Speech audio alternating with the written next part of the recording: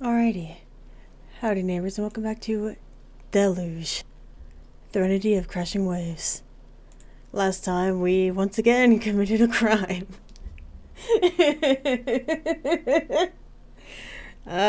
It'll cost millions to repair. Anyway, we keep going. And the natural self-confidence with which Rika spurred me into those deeds made me feel even more attracted to her. She had changed so much from the uptight church girl that had introduced herself to me, no more than a month ago. I could truly tell that this was her in her element. A criminal? The fuck? It made me want to see it through with her to the very end. After we'd finished our meal, she turned to me. I see such a wonderful future for the two of us. We could become the town's foremost couple, which it has been, once it has been rid of all the unwanted elements. You'd have to take on my surname, which isn't exactly tradition in our community. Though, as a metropolitan man, you surely mustn't mind. Abraham and Hendrika Cooper. I like the way that sounds. It has a certain ring to it. Her name is Hendrika. The island may be lonely at first, but I'm sure our unification will be exceedingly fruitful. Abe, the ties between our families will go back longer than you may be aware of.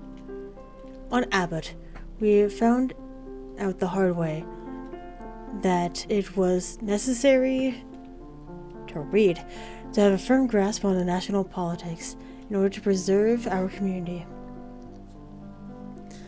Your father was one of our most loyal allies. Unscrupulous and loyal. He would do anything for the right price. Lobby, pressure, bribe.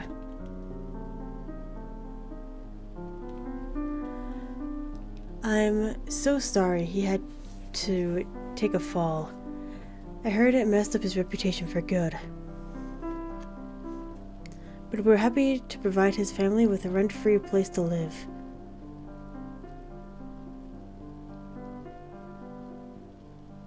Is she the aunt? Or am I being stupid? Come on, Abbott, there are plenty of use for his talents of persuasion. I heard Karen will be out of the hospital soon.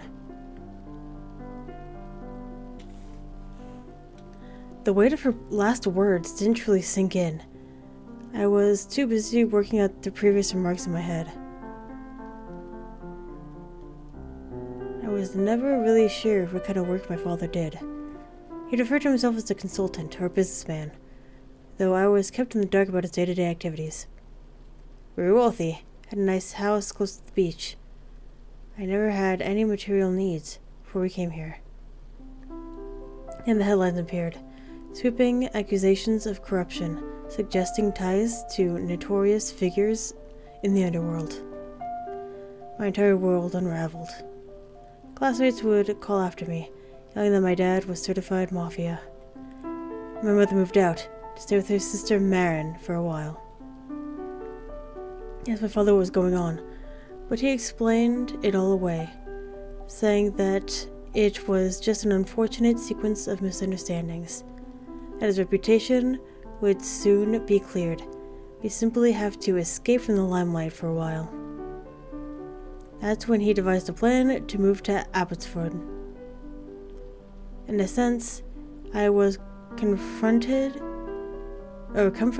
by Rika's praise of his character. Though I always wondered, in the back of my mind, if there wasn't any truth to the allegations. I figured that if my father had done good work for the church, that it hadn't opened for nothing. That his legacy wasn't wholly tarnished. Rika. What is it? I have one more question about the church document. I was expecting that. I mean, you've been hinting at things. It makes me wonder. How much of Thomas Baker's account was truly fabrication? Oh, Abe. You're right. I might as well come clean. You should know. They've always been with us. The relationship we've fostered with them may wax or wane, depending on the times. They never disappear. Like something hidden in the corner of your eye. During the early Middle Ages, before the Low Countries were christened,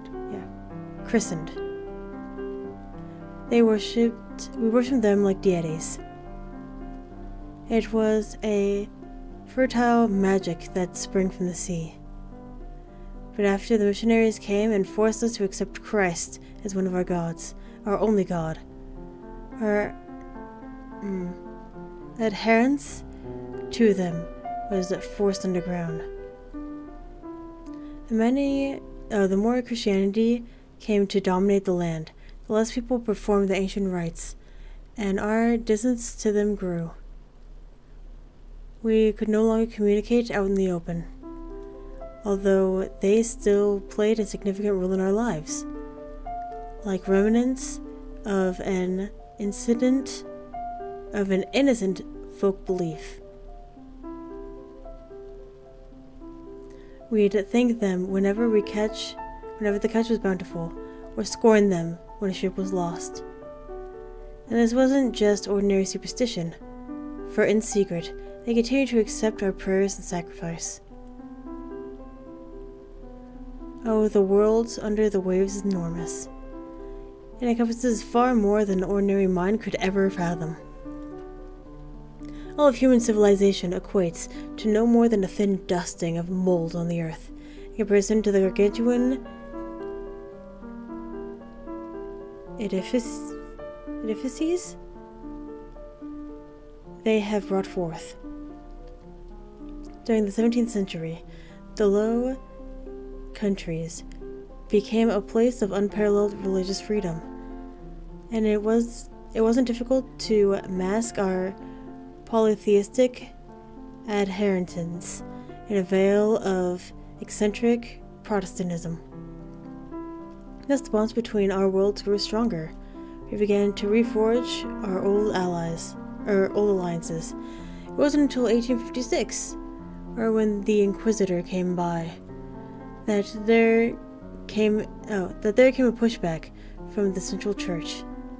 We were cast out, and our island was cut off from mainstream society. But to be honest, that suited us quite well. For we do not require the primitive distractions of modernity.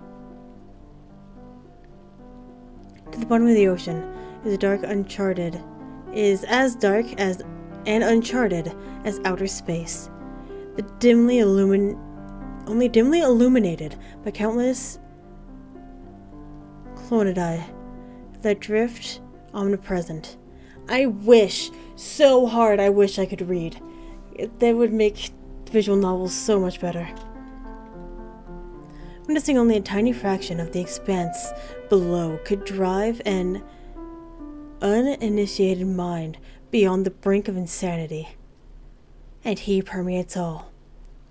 Without beginning and without end, he coils through immeasurable depths, traversing impenetrable darkness. We crept into bed, and though I was fatigued from a day's events, my head was far too preoccupied to fully come to rest. A storm swept through my mind, a limitless gyre of coursing waves that stretched out in the deepest crevices of my soul. It felt like 1,000 lifetimes drifted by, as the blanket of darkness shrouded us. And even after I drifted off into sleep, it wasn't long before I was wide awake again. The room was black, my senses dull.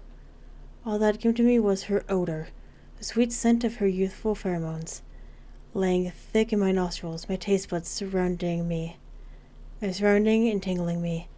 I felt ensnared in the pitch black, as though her hair had grown to inconceivable lengths, extending into each and every nook and cranny of the room, stuffing my every orifice, suffocating me. Don't be scary, don't be scary, don't be scary. Okay. We stayed in bed until early afternoon before leaving for the pumping station.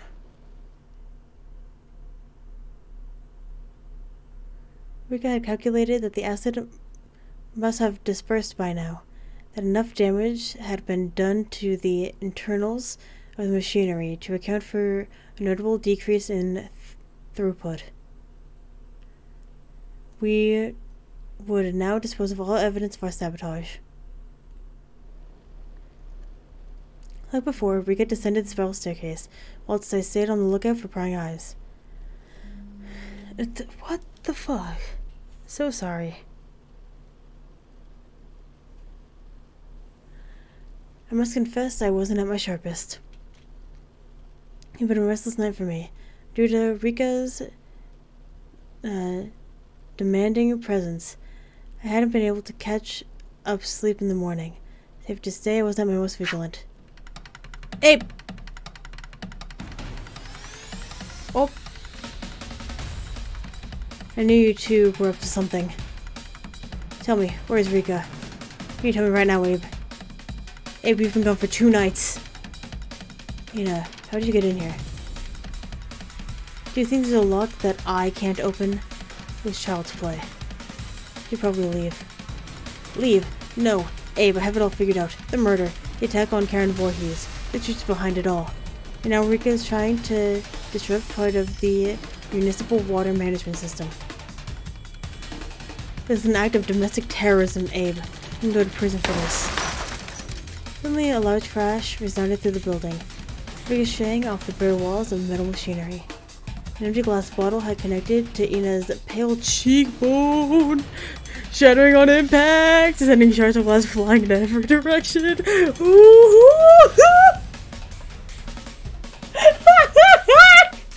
Hell yeah! Ina, what brings you here? I don't recall sending out a press release. It was Rika, who had reappeared from the basement, holding another bottle casually in her right hand. Ina stood unevenly, clearly in agony from the blow, frantically holding onto the banister to prevent herself from collapsing. Your little paper has served us excellently. We'd only have to send you anonymous messages and you'd publish them without questions asked. However, I feel that your use has come to an end. That's not true. Though Ina's voice was weakened, it still contained a tone of dignified conviction. Sunday Abbott always checks sources. Checked their sources, you must mean. Did you receive notification that the school board ended your funding?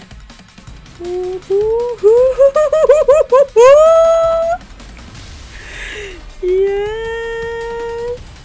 I am thrilled to bits.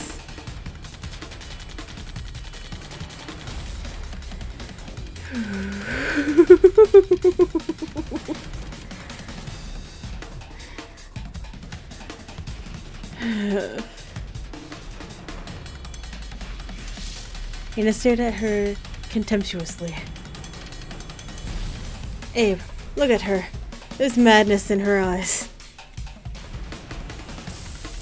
Centuries of inbreeding must have taken their toll. But when I looked at Rika, I saw no madness. I saw only glory. Ina sank down, quivering. I could see a thin trickle of blood running down the side of her neck. Abe, please.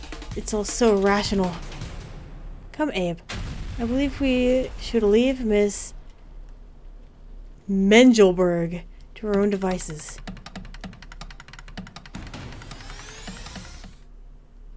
We didn't even get a choice.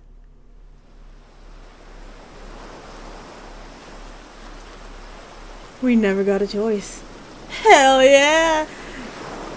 As I followed Rika out to the shore, a sustained current of anticipation surged through me, electrifying my every nerve. Can you hear the roaring waves? Can you hear their sound? Almost like a wailing dirge. They are singing their elegy for Abbot's fate. Centuries of scorn and humiliation. Rika stood defiant, her bare feet planted in the ash-like sand, her face twisted into an expression of utter ecstasy. It is no easy task to identify the point in time when our misery began. For so many centuries, forced from outside, have waged war upon something, upon our people, our traditions. Was it truly so impossible for interfering powers to simply let us be? To leave us our own devices, our own beliefs and patterns of meaning? Flashback. No, violent missionaries, greedy lords. They intruded upon the worldly and spiritual life of our isle. Ever since our first ships arrived, forcing us to submit to their dominance until they had extracted every last morsel. Because of these men, these heralds of Moloch, there exists nothing which is unto itself. All is instrumental for the advancement of their kind. They left us barren, depleted both physically and mentally. Cthulhu? The fuck is... It's not Cthulhu, it's the Loch Ness Monster. And even the world... Oh, and even as the world became enlightened, with the dawning of the modern age, their interference never faltered. No, exactly the opposite was true.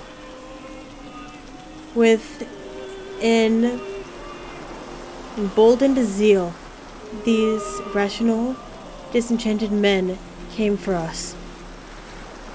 This last pocket of untainted culture within their wasteland of modern worlds. But their systems of suppression had become all the more methodical, cutting us off first from mainland society, and then from our beloved sea. How can a civilization become so overconfident, to deem itself worthy to meddle in the god's creation in such a way, that it became fundamentally degenerated in every sense? How can you look upon such a civilization that has completely poisoned the land and breeds corruption from every orifice?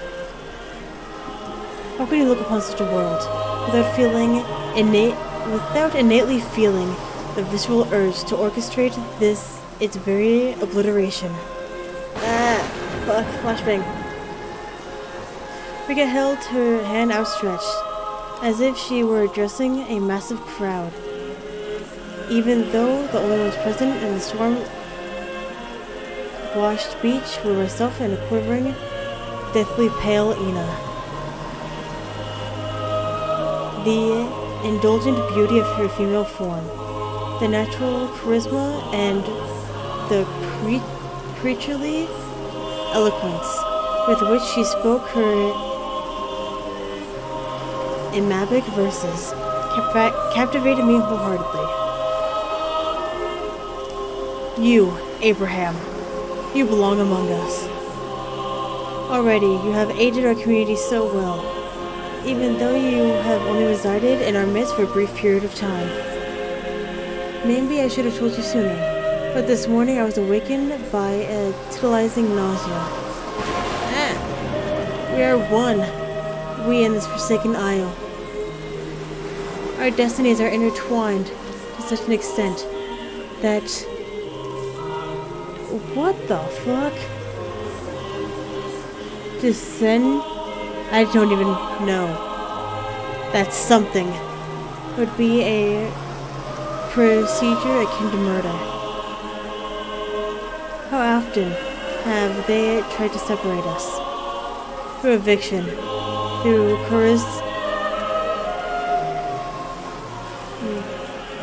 coercive land deals.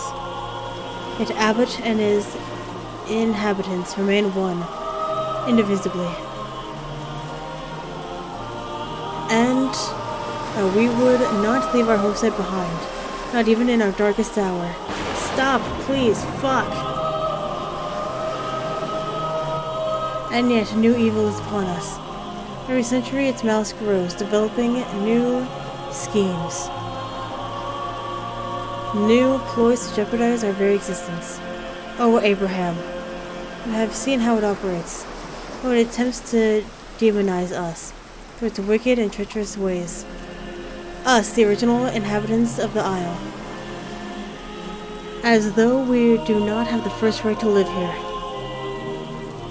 We have waded through tides of darkness, wandered in loneliness.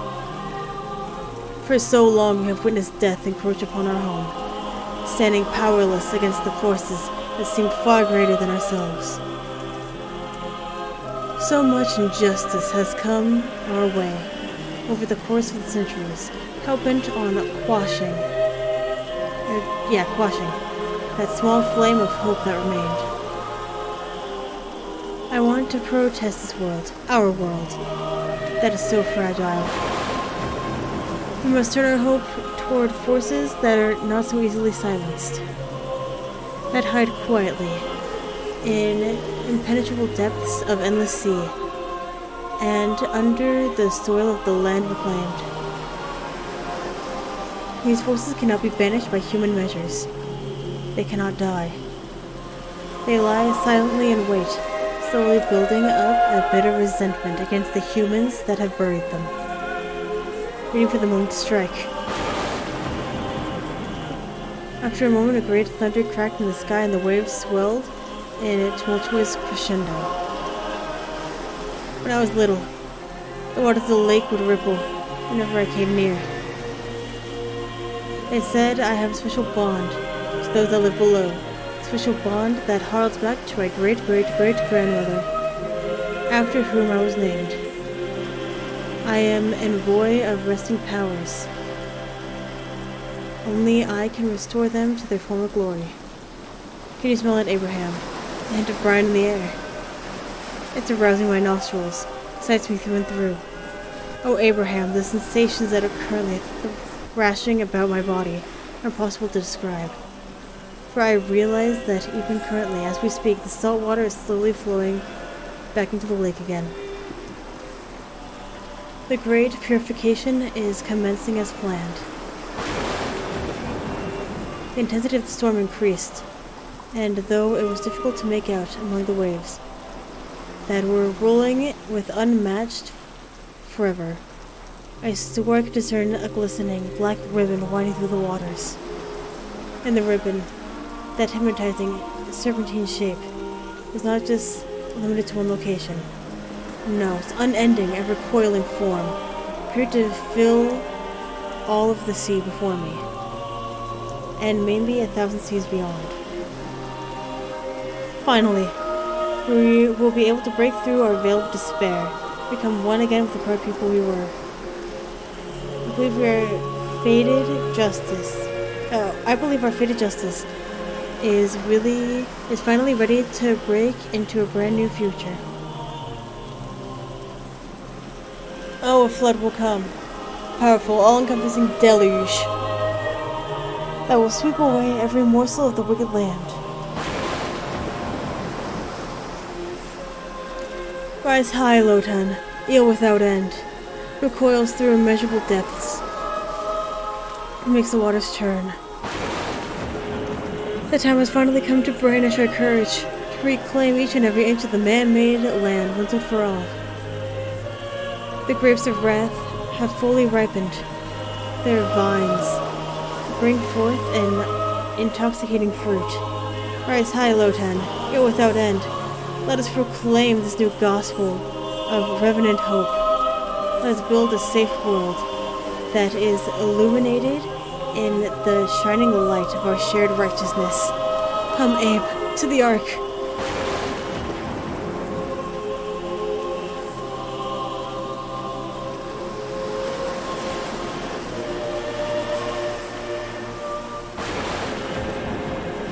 Okay.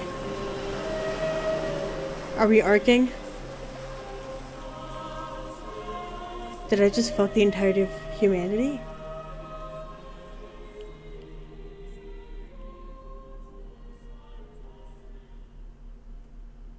Ah!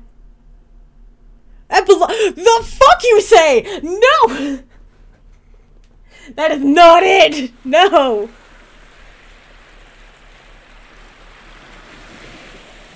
Ugh.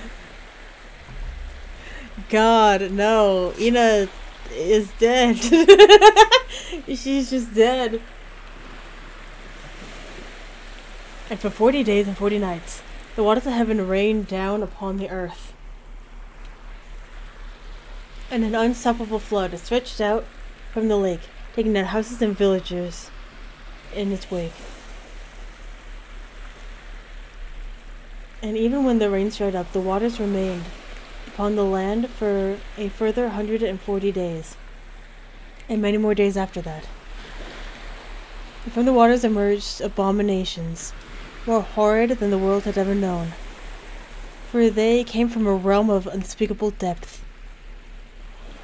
But the beings did not venture upon the land, for the sea is theirs, just as the land is ours. And among these washed waters Abbot arose, an island once more, lonely, defiant, as it had always been. And Abbot was spared by the great flood due to the unbreakable bond that existed between its people and the lords of the deep.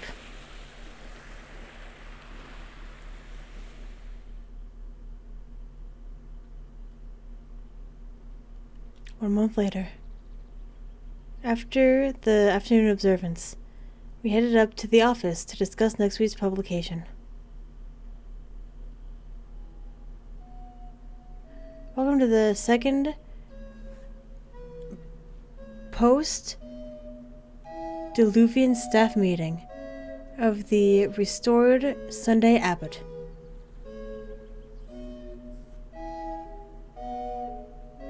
God, this music. Vice Editor-in-Chief Ina, would you please introduce the agenda for today? There's not much to discuss. A cover article on the remodeling of Ichthys building should be available for review tomorrow. Oh, and your father is late in submitting his copy of the letter from the Reverend periodical. Please ask him to hand it in, or we will go to press without it. Rika giggled playfully. Please let me be the judge of that. Anyway, I have to go now. I promise to pick up the updated roster for school services in the chapel at 6. As Ina left the room, I can hear her introverted murmuring, whatever. Recent changing of the guard at the Sunday Abbot had clearly taken its toll on her. Ina, she's a stubborn one. How do you think she's reacting to the change? I'm sure she'll manage. She seemed determined to make the school paper a success.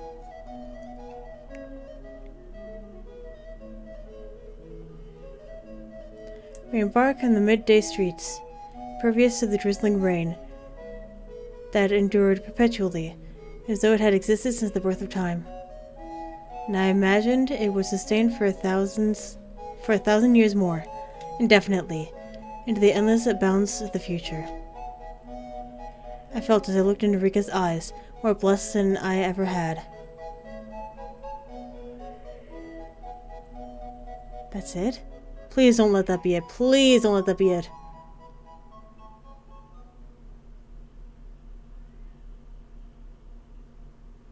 Oh my fucking god. To be continued.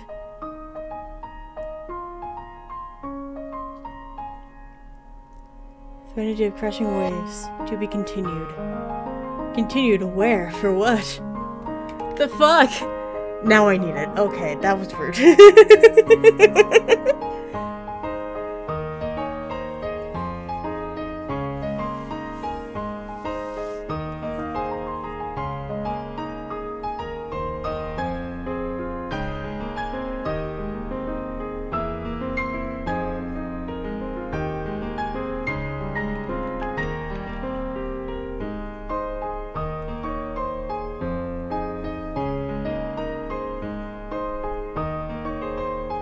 Oh, it's a snake. I didn't even realize. That's cool.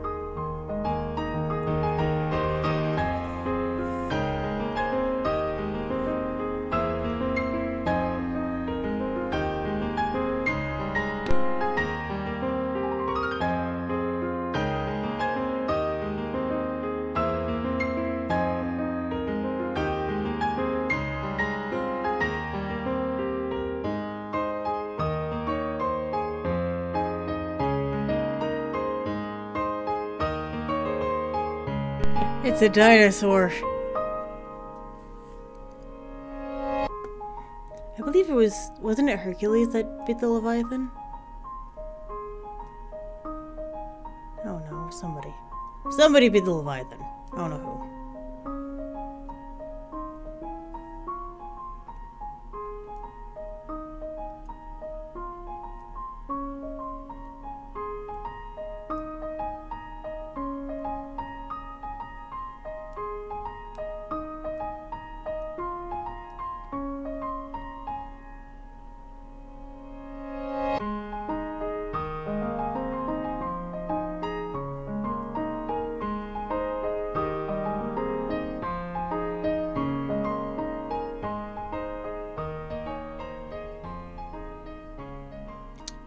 Good shit.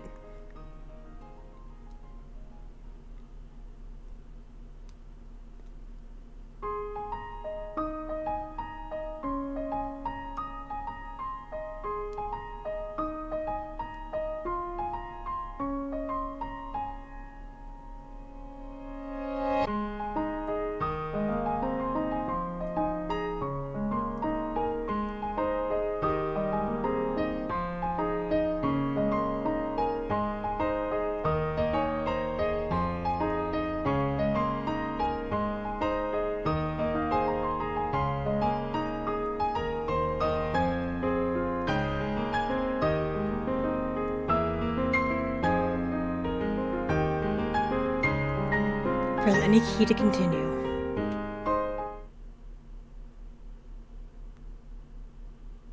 You have currently unlocked the ending route of Rika. You can play the remaining ending routes by loading a save file, returning to part 4.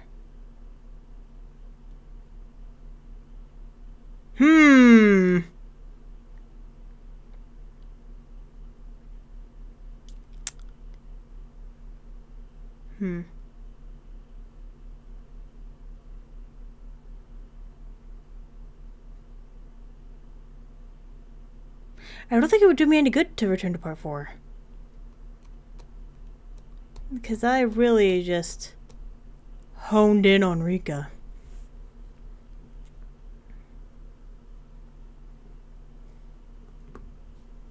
Let's try it.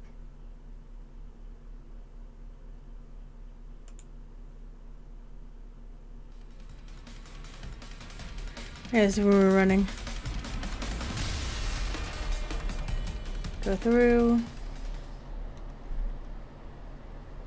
Hold on, I think.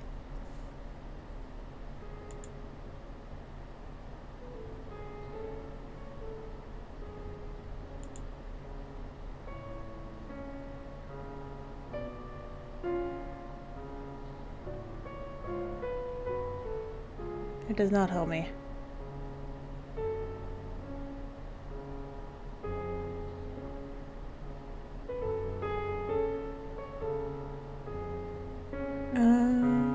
Okay. Oh, it's this one.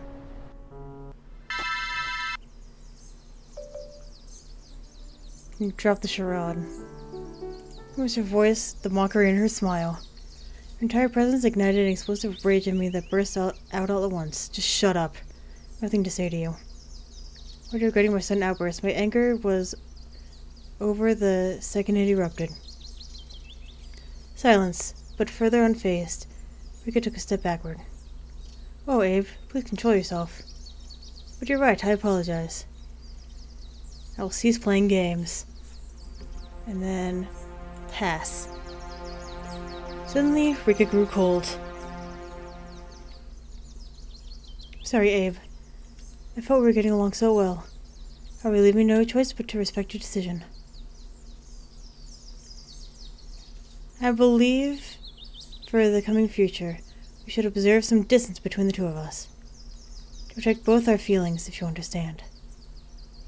We may run into each other again sometime, Abe, but please keep your distance. Guard your heart above all else, for it determines the course of your life. A girl's heart is so easily broken. Please excuse me for now. I shall look my best for the afternoon service.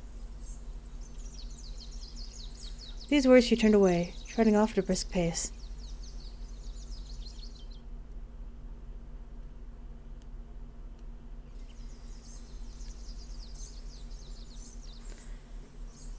Pushing the mystifying encounter with Rika to the back of my mind, I set off homeward through the sunlit streets, which were alive with gentle chirping of birds.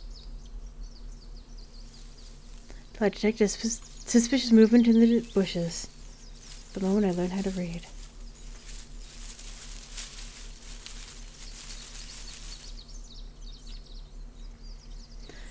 Luckily, I adopted a defensive position, throwing my arms to shield my vital organs.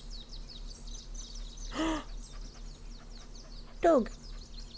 And while I observed the figure that emerged from the shrubs, I readied myself to flee the scene as soon as the situation necessitated it.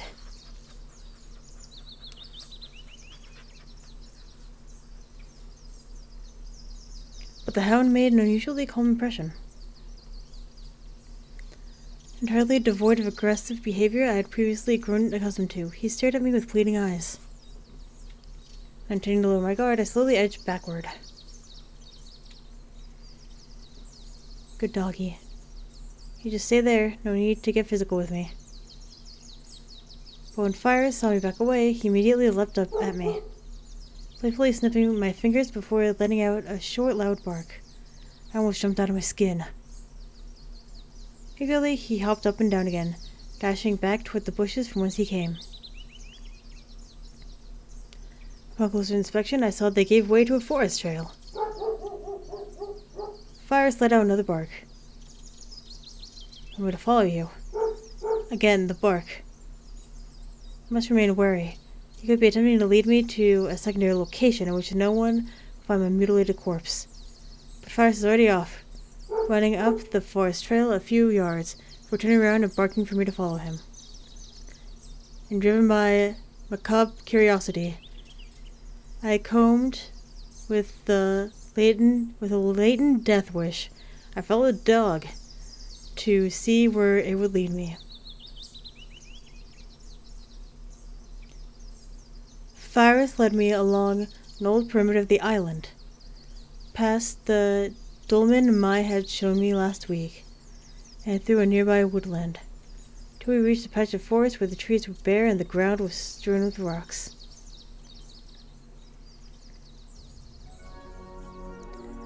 In the center stood a large headstone. Fyrus! Who brought him here so quickly? Hi!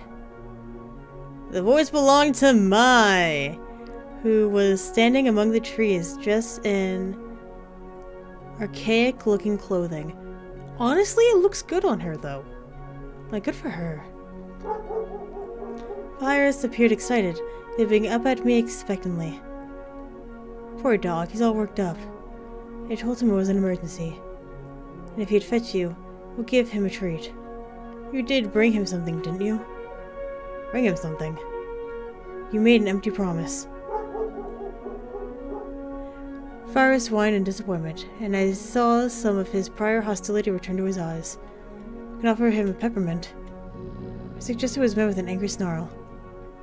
Please don't be sad, Fires. You did great. I'll get you a marrow bone when we return to the farm. So what is the big emergency you called me for? I contemplated for a second. Yes, the emergency. It's a secret. Fucking God! I'm so tired. With these secrets and big words and bullshit. Her smile at me. Oh, she smiled at me self-consciously. Well, if it's a secret emergency, I don't see how I could be of any help. Wait, I can tell you the secret. Again, she pondered. It's a secret. My secret hideout. Nobody knows about the hidden clearance. I highly doubt that. It's true. You didn't know about it, did you? Lots of things I don't know about. She pouted. I didn't even want to show it to you at first, but I decided I had to repay you. Repay me for what? For taking me to the beach. I haven't been down there since childhood. The church is really strict, you know. And when Rika goes for shopping trips in the city, she hardly ever lets me come. So it's true, you never leave the island. Not the island. I thought I told you so. You're beginning to sound like Rika. But you're right, it's my first trip in years. Anyway, there's enough pretty spots nearby. What do you think of this place? The forest floor used to be littered with rocks. Do you know why? I shook my head. Well, I know. She grinned triumphantly. Still around this town is filled with all kinds of different stones, which had to be removed to turn it into suitable farmland. For hundreds of years, farmers had dumped their unnecessary stones up here in the woods. It makes for a pretty sight, doesn't it? Like a castle hall. My castle hall. Bow to your queen, loyal subject. It was clear the excitement had risen to her head. You should know they crown me Queen of Abbotsford every spring. Do you like my royal attire? As long as you're in my halls, you have to do exactly as I say. That goes without question. She pointed at the large gravestone behind her. There, the tomb of my forefathers. Their names are etched into the stone. Please tell me who is buried here. No, it's this one. Let me take a careful look.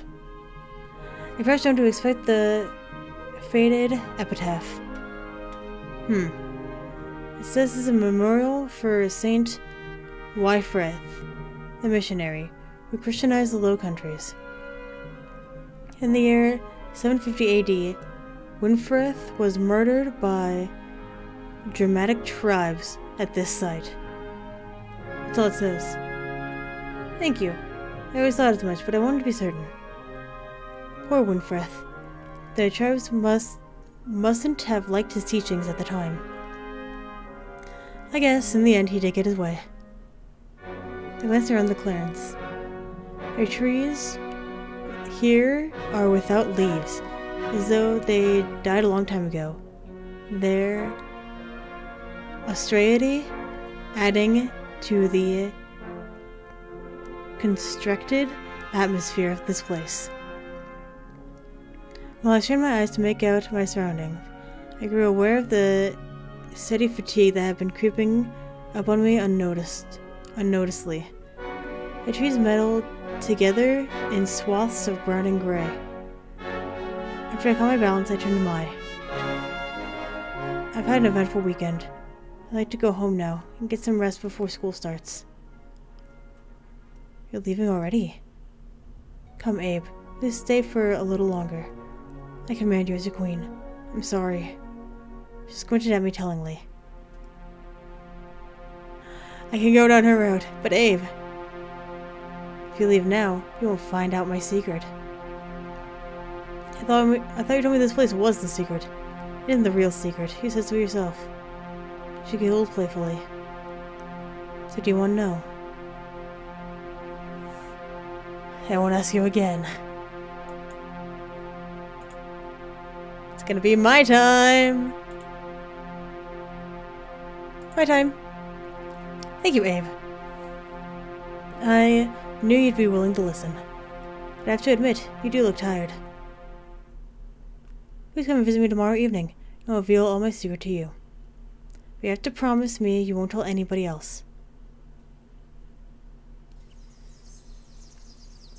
I dropped Mai off at her farm on my way back to town. Don't forget, tomorrow evening. See you then.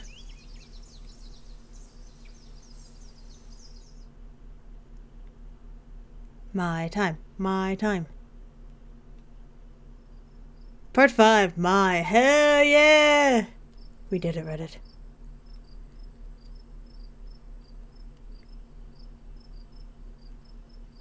On Monday, when I returned home from school, I encountered an unlikely visitor waiting outside the house. Hi. An apprehensive uncertainty had taken over her usually so lofty attitude. It's clear that she'd been dreading this conversation. Rika, what happened to keeping your distance? I thought we were through. Don't make this any harder than necessary. I realized I may have been a little harsh yesterday. Try to understand, this isn't about me or you. At times we must put aside our differences to protect those who are dear to us. In this case, Mai. Mai? Over the past month, her condition had been rapidly deteriorating. She's been displaying increasingly aberrant behavior, even out in public. People are beginning to talk. Behavior? What kind of behavior? Mai hasn't been herself recently. Last Saturday, she was nearly hit by a tractor as she fled for some kind of unseen hallucination. She's always been an imaginative girl. This is giving way to delusion. Do you know what I think? Not much of Rika's initial trepidation remained. I think it's the excitement. The exploits among the grave mounds. The trip to the beach. It's too much for her. And at times I feel like you don't really care. She's just another trophy to you. But you can't treat Mai like other girls. She's too fragile. But she... Oh, I'd wish I'd put my foot down sooner. Rika's tone softened. I apologize. It's not your fault, Abe. As long as Mai moves freely in the world, she'll meet people who will influence her. She's 19 now, a legal adult. There's not much we can do to protect her. In a sense, your interaction with her has served as a trial, to see how she would fare under new social relationships. Relationships we cannot protect her from. The thing is, Mai's mental issues, they stem from deeper psychological trauma. At times, she has difficulty distinguishing between what is and what isn't real. The reason is she never fared well in school. She would be out causing commotion all day, chasing her imagined frenzies. Isn't she receiving therapy? She is, and she's made great progress. Now that she's outgrown the programs instituted for children with psychiatric needs, she runs the risk of falling into a dark hole. The adult world preys on fragile minds. We need to protect and prepare Mai as well as we can. Though I'm not sure we can offer her the right help. She sighed. Oh, I apologize for moaning. There's been a lot on my mind lately. With the indoor sports exhibition coming up next Friday. I have no business meddling in other people's affairs, and I won't obstruct you any longer. But please promise me you'll keep an eye on her. If you witness more unusual behavior, you must inform me in a timely manner. Mai is a highly vulnerable young woman. If her episodes become any worse, she will be in acute danger.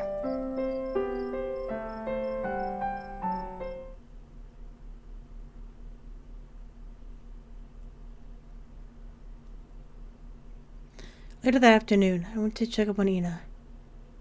I found her in her room, wholly intrepid.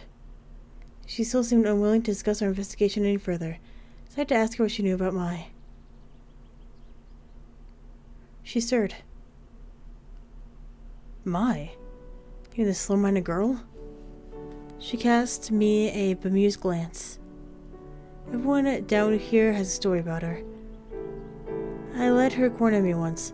I was heading back from school. I must have been in 8th grade. In 8th grade, sorry. She started spouting the whole story about her family of rock rabbits, who were all friends with her. It took me a while to tear myself loose. Without being mean, you know? You could see she has a vivid imagination. I believe she's mostly harmless, though. The town loves her. Each year on the 1st of May, they crown her May Queen and parade her through the streets in a decorated wagon. And then the villagers dance around the maypole while Mai oversees the spectacle from her throne. The church really abhors this tradition. We'll probably understand why. Aside from that, she mainly just loiters around town. You get used to her after a while. A wrinkle appeared on her forehead.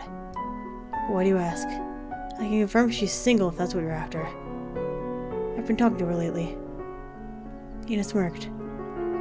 If you show even the least bit of interest, she'll never let you go. I've noticed. Sounds like she found a willing victim. Maya seems very interested in geological features of the area. Sure, old stones, right? They're an obsession of hers. She has one or two things she really fixates on, and rocks are always one of them. If I ever get my newspaper back, we can ask her to write a weekly geology report. I don't think writing is really her strong point. But speaking of geology, Mai has stated a few times now that Abbot never was a real island. That it used to be connected to the mainland somehow, I guess like a peninsula. Can you make any sense of that? Ina thought long and hard. Not really. I told you, she has a lively imagination.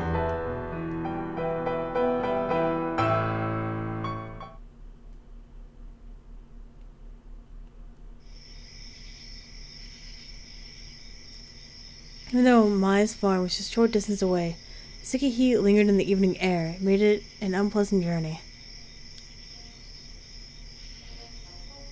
I arrived to find her standing outside. It was clear she'd been waiting for me. So glad you made it. A concerned look formed in her eyes as she inspected my worn-out appearance.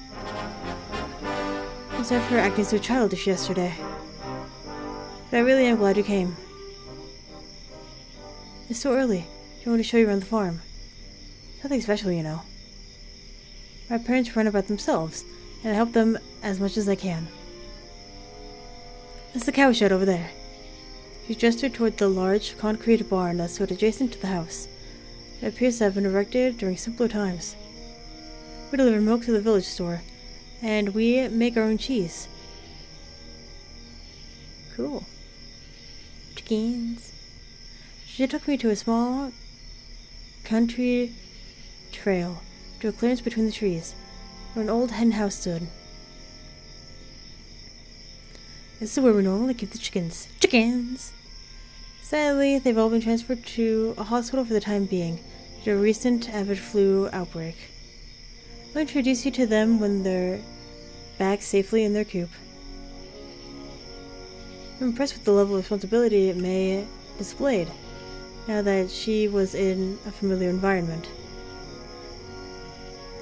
You seem like you really know your stuff, is what I'm guessing. I do. My parents are very old, you see. They know their way around the farm, but they haven't really kept up with the times. She smiled. I try to help as much as possible, but it's hard.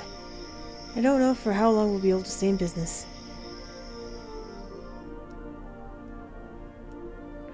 Oh, her room is so empty. I thought I'd have more. I followed her up to her room. This is my room. She gives me an apologetic smile.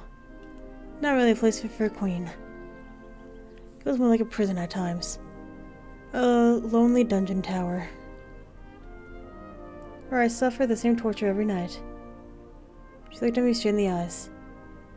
Have you ever had the same dream? Over and over again? Yes. What do you mean? Have you? A dream that repeats itself night after night, to the point where you wake up screaming. At first, it was hazy like a fog. But every time the dream returned, it became clearer and clearer.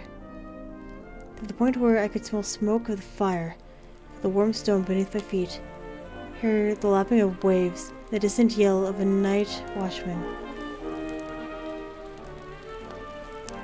As though I'm really there. I can even hear the tortured breath of the man, standing before me, wounded and weary. When I closed her eyes, recounted the dream frame by frame from memory, in a grave, monotonous voice that had lost all its prior playfulness. Honestly, I like his hair, though. His hair is awesome. Tonight marks 13 years since Sigurd was taken away. I'm still unwed, though likely not for much longer, and I go up to the dolmen every night by myself to pray to the All-Mother for Sigurd's return. But this time I'm not alone. A man has appeared from the shadows, heavily weakened, spear in hand. He said he's looking for shelter. He was sent away by the night watch, but he saw a light burning nearby. And now he is asking for solace and a place to rest his head. Mai stared at me intently, as if pleading me to make sense of her words. But all I could do was stare back in silence. Though I distrust the man, I bandaged and fed him. His naked body appears valiant underneath his wounds, and his eyes radiate a transparent blue. And as he rests, I inquire further into his past. He tells me enemies hunt him, and that they have taken all but his spear. When the fire had died down, it's slowly replaced by a faint morning light. I ask his name, but he laughs at the question. He tells me woe is him, that I can refer to him that way. The way he laughs, that boyish giggle, not at all woeful, reminds me of a time, long, long ago, when we played by the sea. Suddenly I hear a crack. A spontaneous fracture appeared in one of May's plant pots.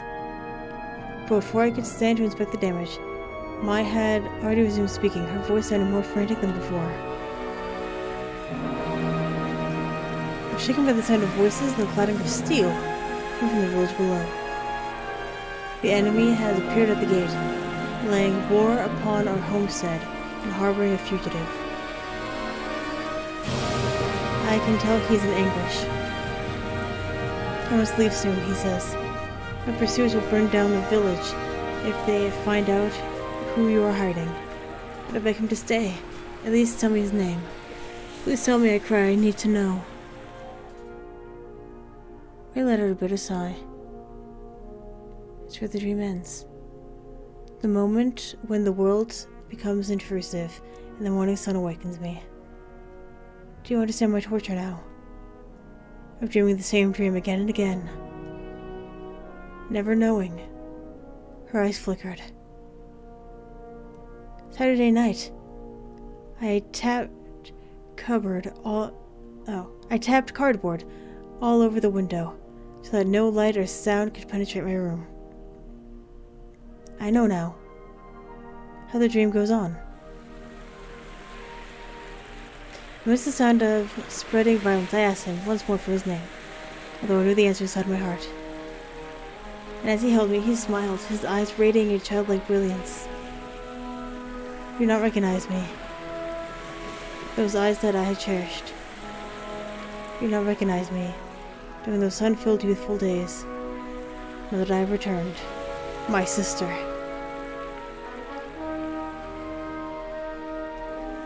Mai grasped my arm. Is it you? Is it really you? Sigurd, my little brother. Kiski? You who I waited these countless years. She was straight at me and thought I were an apparition of her dream, begging me with pale eyes. Sigurd, it really is you. I knew all along. Please do not leave without me. I'll follow you to the edge of the night. She embraced me with an iron grip, letting me go until she was fast asleep.